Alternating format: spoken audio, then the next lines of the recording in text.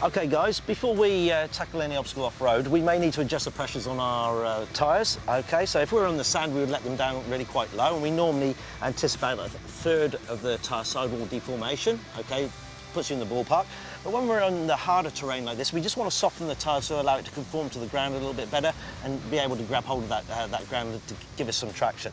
So what we're going to do now is we're going to drop these tyre pressures on this vehicle here, and we're going to use the ARB Easy Deflator. Not only does it air down your tyre, but it also gives you a check on what tyre pressures you've got. So they're at 30 PSI at the moment. But it certainly softens the tyre, and as the tyre rotates, it gives a bit of a grabbing action as well, which helps the tyre to bite onto the ground. As the tread flattens out at the bottom, it pinches, and that will also help. Just soften it up a little bit, and it's certainly helped the tyre. Now, Rich, I wasn't watching. I know about you, Dan. I might get you to actually show us what you did again, like 3 more times if you could. 3 more times? Yeah. Yeah, I reckon you're just being lazy. Yeah, no, I'm just trying to learn. That's all I'm trying to do. You probably need to do it 4 more after that. Yeah. Like, we'll learn to watch and learn. Yeah. That's right, I can do these 4 because you've got another vehicle there you need to air down anyway, so you can have a go at that one. Yeah, that'd be great. Mate, you're going to do it the hard way. Just use a stick. You used a stick? I just used a stick. I just put a stick in there. We used to do it as a kid, just stick a stick in there and lets the air out. All right. Now, mate, look, this is how you do it the easy way. You just stick a stick in there and...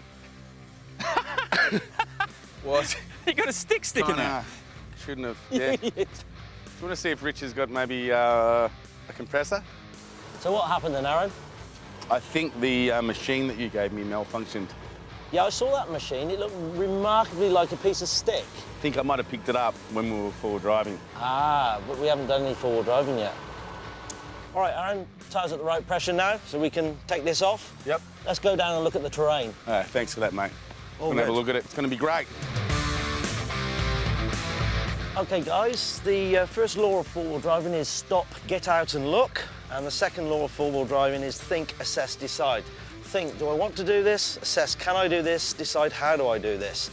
Now, there's only one way we can do that, and that's actually walk around the obstacle and check it out. Momentum can be your frenemy, okay? It can help you out in some situations, but it can be detrimental in other situations. So when we're coming down a steep hill, low range first gear, let the vehicle crawl down that hill. If we start building momentum coming down this hill, washing that momentum off is going to be very, very hard. You get to the slippery terrain here and all of a sudden your vehicle goes crashing into the bottom. So we want to start off slow.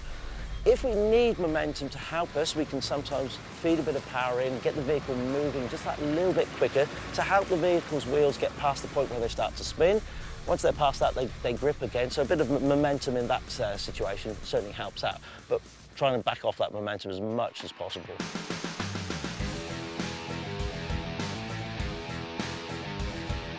Okay, at this point, we're going to turn him away. By doing this, we keep the axles as level to each other as possible, keeping them coming through. Keeps even drive to the wheels. It stops the wheels from losing traction. Got the articulation. Haven't broken the boss's car, which is great. No noises that we shouldn't have. And out of jail, I think. Let's see what Aaron does. How'd it go? Not too bad. Always watch your spotter, because the spotter can see where your wheels are. Yeah. And unless you're 100% sure of where they are, you always want to know that. Gravity is great for helping you down. Yeah. It's a different story when we turn around and go up, and that's what we'll be doing next. There's another side of this story. We've got to go back. But I'm going to play a few tricks on him now, because I'm going to get the vehicle a little bit stuck. But also, as soon as we straighten him up here, we're going to really cross the vehicle up. All right, we'll hold it there. And now we're going to put on a system called Crawl, which Toyota have developed. It's a great system for getting the vehicle out of this situation. It controls all the wheels, the speed that the vehicle travels, and also just keeps you having to steer. That's all the driver has to do once we engage Crawl, just steer. All right, so basically all you're going to have to do now, Dan, is point and shoot. You reckon it'll come straight out? Hold on to the steering wheel. What you're going to see, the vehicle's going to pick up this idle. It's going to do what it has to do.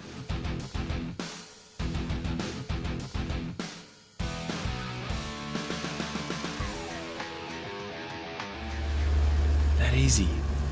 I love you button. My favourite button. Excellent.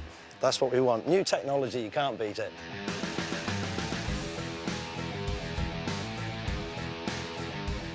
As soon as his wheel hits the bottom, we're going to turn him that way. So he follows that right all the way around. See how level the bonnet stays? And keep that bonnet level, keep it going. Oh, I'm telling you, Rich, it's getting wet out there. Keep it going. Mate, did you see that form? The approach. The only thing was you'll show me all the hand signals. What does this mean? I got so confused. So what we do is we turn you around now and get you going up that hill.